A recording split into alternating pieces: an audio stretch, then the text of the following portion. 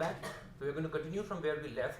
We are going to deeper into the discussion of differential amplifier, fully differential amplifier. We are going to look into transistor level implementation of such a fully differential amplifier and look at the basic analysis starting from DC biasing, then going towards the frequency response, stability analysis, noise analysis, and so on, so that we can figure out how to achieve a given set of matrices.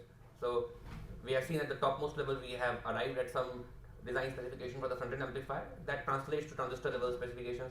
So first we will try to see how to choose a particular topology and go for the transistor level design, and from there how to do the analysis for those particular specifications.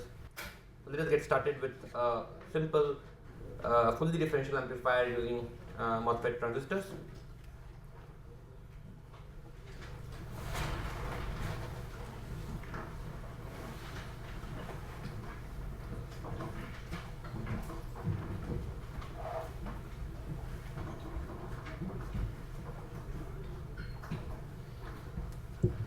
So this is a single stage fully differential amplifier, provided you have a bias point over here, Vp, you call this M1, M2, M3, M4 and M5.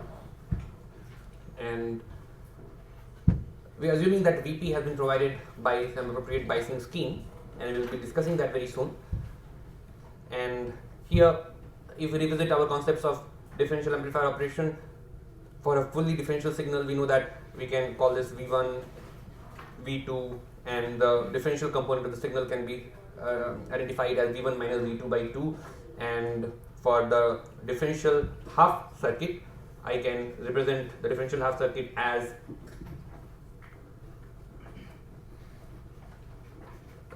this by putting an AC ground at the source of M1, and M3 gate also becomes AC ground because it is a DC bias point, and you are having the V differential applied over here. What is V differential? That is Vd is V1 minus V2 by 2.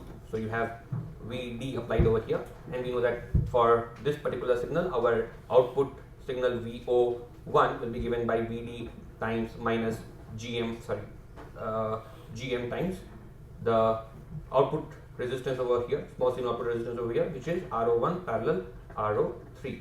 So this breaks down to a simple common source amplifier with an active load.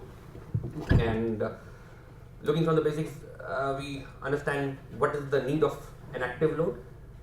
The main advantage of an active load is that it can give us large gain without compromising upon the DC bias point. So if we want large gain with a passive load, what is the criteria? If you are looking for a common source amplifier with a resistive load or a differential amplifier with a resistive load, in order to increase the gain there are two options: either you increase the bias current or you increase the RD. And larger and larger value of RD means larger and larger area, because a passive resistance takes large amount of area. So using a passive resistance also you can get large gain. For example, the two options that I have here for achieving a larger gain is GM and RD. So if I go for increase in RD for a given bias current, we know that the DC bias point over here given by VDD minus ID RD will be coming down. So if I am fixing my bias current to ID and trying to increase the gain by increasing RD, then I know that the DC bias point over here will be going down and down. And I know that for a symmetric swing or maximum possible swing, I should bias this DC point at the output close to the midpoint of maximum and minimum allowed voltages. So in a circuit, if you are finding out what is the maximum allowed voltage over here at this node to keep the transistors in saturation, and correspondingly what is the minimum allowed voltage, that gives you the range of the signal swing that you can have at this point, and a good DC bias point would be the midpoint of that. So if I am just going on increasing RD in a passive load resistive load amplifier, the DC point will be going down. Therefore, in order to maintain the same DC point, the only option is that if I am increasing RD, I must also reduce ID by the same amount, so that the DC bias point remains close to the desired value. So if I am increasing RD, I must reduce ID by the same factor, so that my DC bias point is not disturbed. It is same as the previous desired value. In that case, I know that GM is proportional to root ID. So if I am increasing RD by factor of k and reducing ID by the same factor, the GM RD product is going to go up by root k. That means you will be able to increase the overall gain by root k by increasing the RD and reducing ID by the same amount while keeping the DC bias point intact. So even with the passive load you can get large gain, and you have similar trade-offs with other important quantity, which is the bandwidth. So just like you're increasing the RT, ultimately the RC time constant at this point will become larger and larger, and in order to calculate bandwidth you can look at the R equivalent at this node. If the RT is increasing, the R equivalent at this node also goes up. As a result, your bandwidth is also going to come down. So you do have the similar constraints, similar trade-offs, trying to increase the gain by increasing RT. You are reducing the bandwidth. But the other important factor is the area. So the area of the resistor increases proportionally with the value, and as a result you will end up consuming a huge amount of area if you are trying to go for larger passive resistance. So in order to avoid that, we can rather opt for active loads where you can get very large value of small signal resistance provided by these MOSFETs by controlling some parameters like the bias current or the channel length. So we know that the small signal resistance of the MOSFETs is given by 1 upon lambda ID. Lambda itself is going to reduce if I am increasing the channel length. So I can write this as lambda dash L upon ID. So if you are having larger and larger channel length, we know that from the device, the effective delta L produced by the channel length modulation, the delta L by L factor will be smaller if you have larger L. As a result, a larger channel length will ensure a larger RO and a smaller lambda. So lambda can be written as lambda dash upon L, where lambda dash is independent of L. So in order to increase RO, or the small signal resistance for the MOSFET, I have two options. I can reduce the ID or I can increase the L. Increasing the L does not drastically increase the area of the MOSFET because L consumes relatively smaller footprint in the entire MOSFET. So if I am looking at the top view of the MOSFET, this is the source, this is the drain. These small squares are the contacts that you make with the source and drain regions, and then you have the gate contact that you make with the polysilicon gate. So the gate generally does not consume so much area. The channel length does not consume so much area. So by increasing this dimension, you are not sacrificing too much of area. And the other strong option that I have for increasing the gain is the ID. I can lower the bias current in the circuit to achieve larger gain. So there I can use active load, I can employ smaller and smaller bias current and longer channel lengths to have a large RO and at the same time get large gain without sacrificing the area significantly. As we will see that, of course, reducing the bias current can trade off with other important specifications. One of them, of course, is the bandwidth, and the other one being noise. As we go towards small signal analysis, frequency response, and noise analysis, we will see that the bias current plays an important role in determining noise, and hence we cannot arbitrarily lower the ID to increase RO. So that is one of the main reasons why we are using the differential amplifier with active load. Now let us ask the question regarding the DC bias point. We know that for a passive load common source amplifier or a passive load differential amplifier, the DC bias point at the output is well defined, because if you are biasing the differential amplifier with a current ID, bias current ID, and you have resistive load over here, both of them RD, I know that the DC bias point is going to be VDD minus ID, RD. So if I am replacing this by RD, the DC bias point is VDD minus ID by 2 times RD if ID is the total bias current of the tail current source. And RD is a passive component and it can also vary, it may not be very precise. In integrated circuit design, using proper layout techniques, we can ensure that the two RDs, the passive RDs on the two drains, they are very close together. We can match two RDs, as we will see in subsequent sessions. We can match two RD values very closely within 0.1%, but the absolute values can vary a lot, maybe even 10%. But still, 10% is within limit. So if you're trying to bias this with say 0.5 volt, it may end up being 0.55 volt or 4 or 5 volts. Still, worst case, it will be tolerable. So we have to keep that much margin, but still it is relatively well defined. There are ways in which we can define the current source also pretty precisely, and we can have very well controlled current source. You can have a current reference, as you will see in the course. We can design very precise current references to appropriate techniques, and we can have a very well defined current source. Once you have a precise current reference located somewhere in the chip, you can copy that current reference using current mirrors at different points.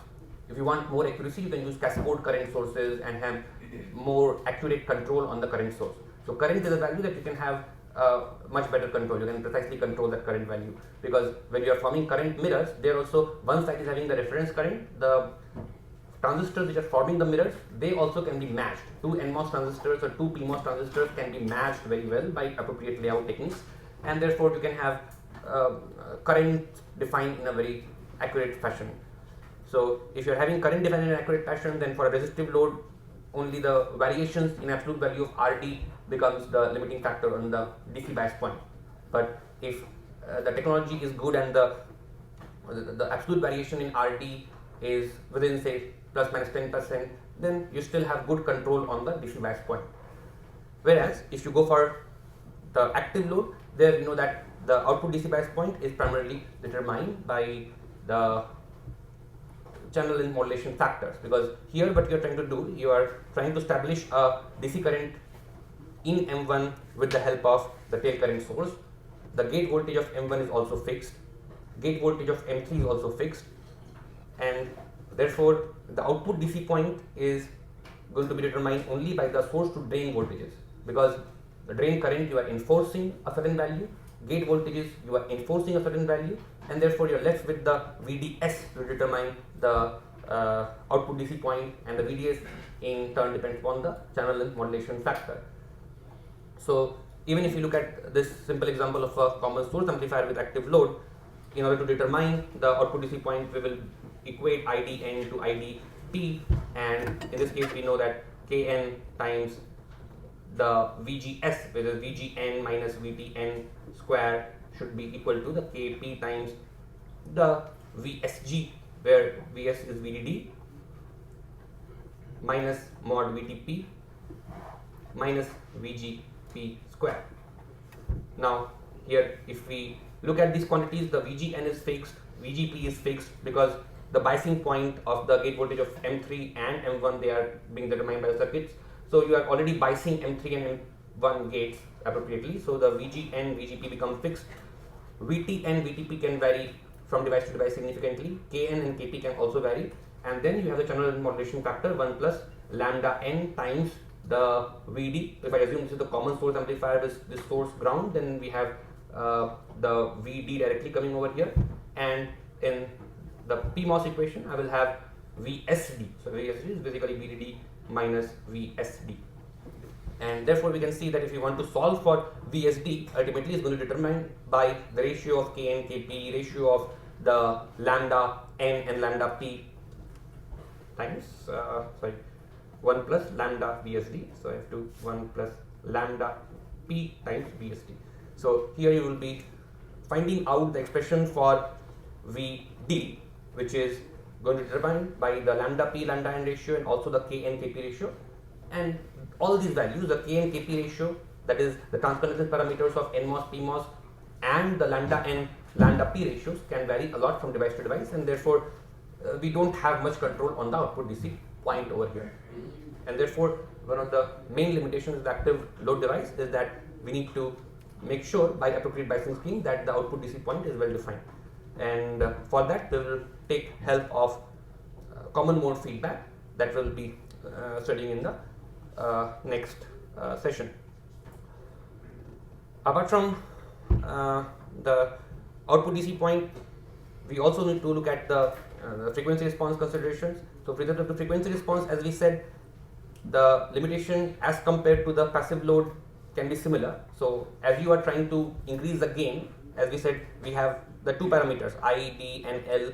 So once again, reducing the ID or increasing the L, both of them are going to have negative implications on the bandwidth and hence frequency response. So that concern remains as it is. So apart from the DC bias point, if we consider some other aspects related to the circuit, we will see later that with respect to some very important parameters like common mode rejection ratio or power supply rejection ratio, also the choice of PMOS device or PMOS active device can play an important role. So in our earlier specifications, we have not discussed two very important characteristics of differential front ends, that is the common mode rejection ratio and power supply rejection ratio. So we will visit these a little later in the discussion. We know that common mode rejection ratio for a differential amplifier is the gain of the ratio of differential gain and common mode gain, and a good differential amplifier should have a very high common mode rejection ratio. We have also seen that we are using a fully differential topology, and for a fully differential topology, as long as the signal is remaining differential all throughout the chain, CMRR ideally it may not play an important role, but there are other constraints, there are other considerations related to mismatch that will also degrade CMRR even for a fully differential topology. So we'll see that in case of fully differential amplifier, the CMRR is mainly degraded because of mismatches. So this will require separate discussion. Another important factor is PSRR, power supply rejection ratio, that basically determined by the ratio of the signal gain divided by the gain from power supply noise to the output. So we say this is the differential gain upon, or let me write it as differential gain AD upon A VDD. That means if you imagine that the power supply itself is having some noise over here, and how does that power supply noise translate to the output of the amplifier? So that gain is going to be defined as A VDD. So and for a good differential operation, for a clean amplifier operation, I would like my A VDD to be very small. Even if the power supply is having some noise, it should not directly translate to the output of the amplifier. So once again, the choice of load can have significant impact on the power supply noise also, and we need to take into consideration PSRR. So we will see in subsequent discussion that these two parameters, CMRR, PSRR, also determined by the load conditions, or they are influenced by the load conditions, and we will try to arrive at the expression for PSRR and try to see how the load, the choice of load and the appropriate biasing topologies play a role in determining these two. So let us continue our discussion on the biasing scheme and the common mode rejection ratio and the common mode feedback in the subsequent session. So we stop here before we start the next module.